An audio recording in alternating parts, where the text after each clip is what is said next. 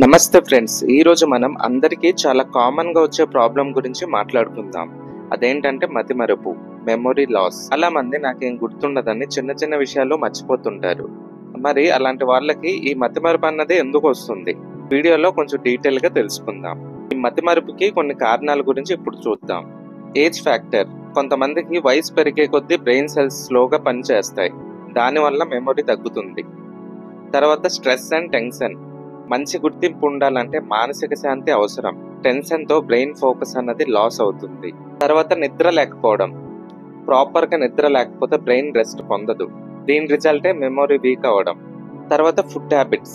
Junk food ఎక్కువ తినడం, vitamins and omega 3 fats లాంటి ఫుడ్స్ తక్కువ తీసుకోవడం, ఇలాంటి కారణాల ద్వారా బ్రెయిన్ కి సరిపోయేంత న్యూట్రిషన్స్ దొరకదు.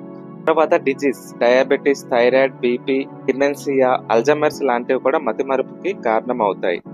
తర్వాత ఆల్కహాల్ అండ్ స్మోకింగ్ ద్వారా బ్రెయిన్ సెల్స్ ని డ్యామేజ్ చేస్తుంది. అయితే దీనికి కొన్ని ప్రివెన్షన్ టిప్స్ కూడా ఉన్నాయి. ఈ విధంగా మనం ఫాలో అయితే ఈ ప్రాబ్లం రాకుండా ప్రివెంట్ చేసుకోగలం. అవేంటంటే డైలీ సరిపోయేంత నిద్ర, 7 నుంచి 8 గంటలు ప్రాపర్ స్లీప్ ఉండాలి. Fresh fruits, vegetables, nuts, fish లాంటివి డైట్ లో ఉంచాలి.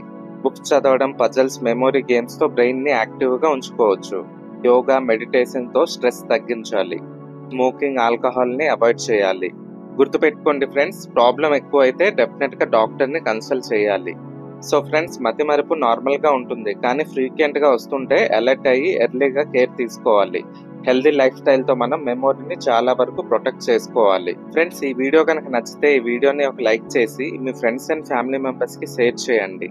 ఇలాంటి health awareness and motivational contents కోసం మన ఛానల్ ని సబ్స్క్రైబ్ చేయండి. ఒక ఆరోగ్యకరమైన రేపటి కోసం మనం అందరం కలిసి కృషి చేద్దాం. Thanks for watching.